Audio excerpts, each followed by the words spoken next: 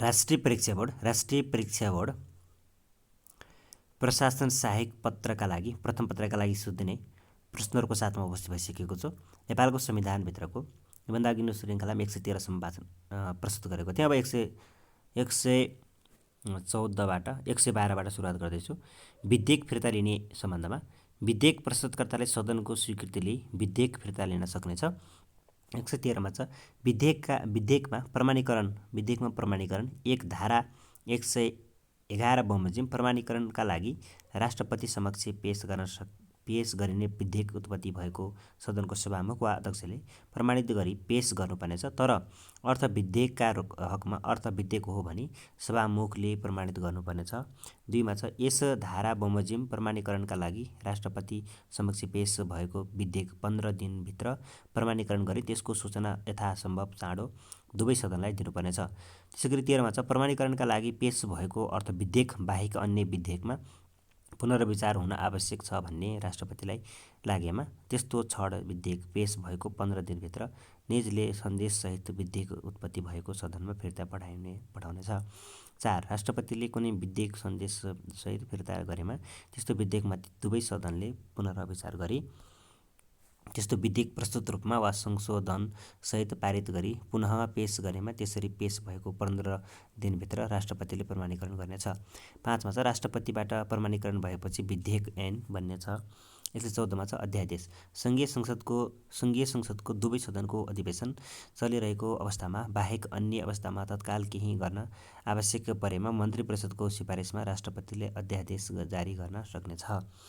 2 उपधारा 1 बमोजिम जारी भएको अध्यादेश ऐन सरह मान्य हुनेछ। तर त्यस्तो प्रत्येक अध्यादेश क जारी भएपछि बसेको सङ्घीय संसदको दुवै सदनमा पेश गरिनेछ र दुवै सदनले स्वीकार नगरेमा स्वतः निष्क्रिय हुनेछ। ख राष्ट्रपतिबाट जुनसुकै बखत खारेज हुन सक्नेछ र खण्ड क वा ख बमोजिम निष्क्रिय वा खारेज नभएमा दुवै सदनको बैठक बसेको 60 दिनपछि स्वतः निष्क्रिय हुनेछ। स्पष्टीकरण यस उपधाराको प्रयोजनका लागि दुवै सदनको बैठक बसेको दिन भन्नाले सङ्घीय संसदका दुवै सदनको अधिवेशन प्रारम्भ भएको वा बैठक बसेको दिन सम्झनुपर्छ र सो शब्दले सङ्घीय संसदका सदनहरूको बैठक अघि पछि गरी बसेको सम्बन्धमा जुन सदनको बैठकपछि बसेको छ सोही दिनलाई जनाउँछ।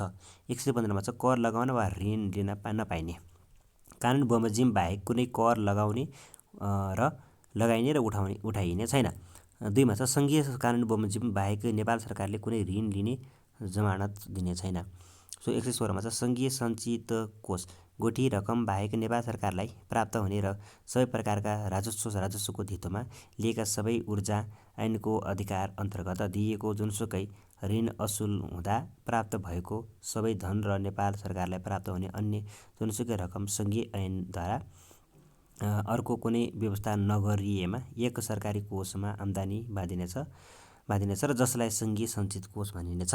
त्यो 117मा छ सङ्घीय सञ्चित कोष वा सङ्घीय सरकारी कोषबाट बेएस भनेको छ व्यवस्थापन यसको देहाय बमोजिमका रकम बाहेक सङ्घीय सञ्चित कोष वा अन्य कुनै सङ्घीय सरकारी कोषबाट कुनै रकम झिक्न सकिने छैन। सङ्घीय सञ्चित कोषमाथि व्यवहार भएको रकम सङ्घीय विनियोजन ऐन बमोजिम खर्च हुने रकम हो।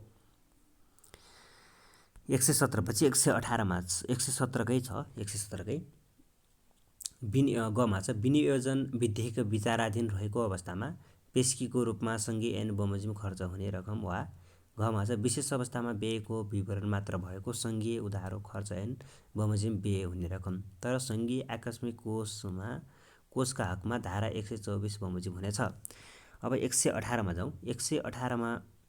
118मा छ सङ्घीय सञ्चित कोषमाथि व्ययभार भनेको छ देहायका विषयसँग सम्बन्धित खर्च सङ्घीय सञ्चित कोषमाथि व्ययभार हुनेछ र त्यस्तो व्ययका लागि सङ्घीय संसदको स्वीकृति आवश्यक पर्ने छैन। राष्ट्रपति र उपराष्ट्रपतिको पारिश्रमिक तथा सुविधाको रकम। खमा छ नेपालको प्रधान न्यायाधीश र सर्वोच्च अदालतका न्यायाधीश र न्याय परिषदका सदस्यलाई दिने पारिश्रमिक तथा नेपालको प्रधान न्यायाधीश र सर्वोच्च अदालतका न्यायाधीश र न्याय परिषदका सदस्यलाई दिइने पारिश्रमिक तथा सुविधाको रकम। गमा छ संवैधानिक निकायका प्रमुख र पदाधिकारीलाई दिइने पारिश्रमिक तथा सुविधाको रकम।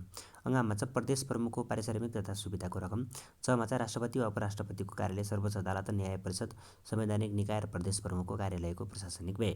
छमा छ नेपाल सरकारको दायित्वको ऋण सम्बन्धी व्यवहार भनेको छ। त्यसै गरी जमा छ नेपाल सरकारको विरुद्ध अदालतबाट भएको फैसला वा आदेश अनुसार तिर्नुपर्ने रकम।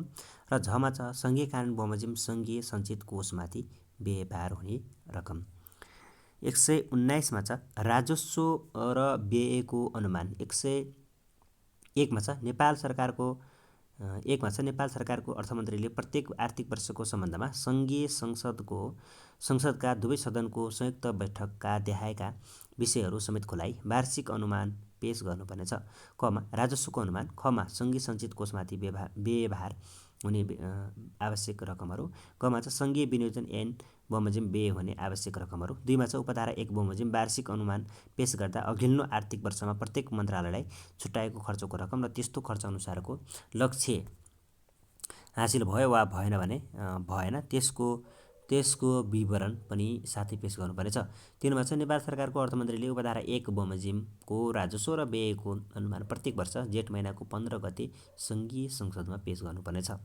त्यसैगरी 120मा छ विनियोजन ऐन भन्यो। विनियोजन ऐन बमोजिम व्यय हुने रकम सम्बन्धित शीर्षकमा उल्लेख गरी विनियोजन विधेयकमा राखिनेछ।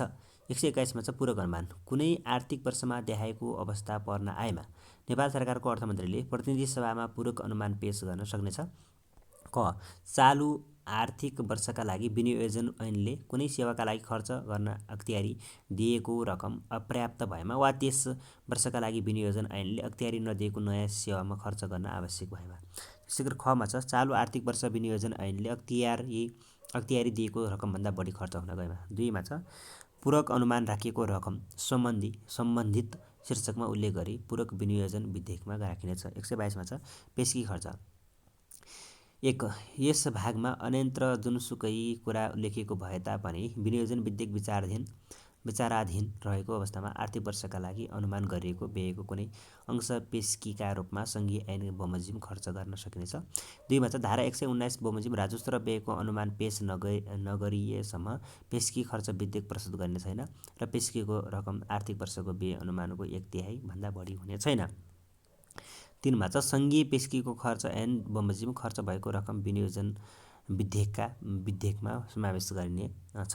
123मा छ उधारो खर्च भनेको यस भागमा अन्यत्र जुनसुकै कुरा लेखिएको भए तापनि प्राकृतिक कारण वा बाहिरी आक्रमणको आशंका वा आन्तरिक विघ्न वा अन्य कारणले सङ्कटको अवस्था परि धारा 119 को उपधारा 1 अन्तर्गतको चाहिने विवरण खुलाउन अव्यावहारिक वा राज्यको सुरक्षा वा हितका दृष्टिले अवाञ्छनीय देखिएमा नेपाल सरकारको अर्थमन्त्रीले व्ययको विवरण मात्र भएको उधारो खर्च विधेयक प्रतिनिधि सभामा पेश गर्न सक्नेछ।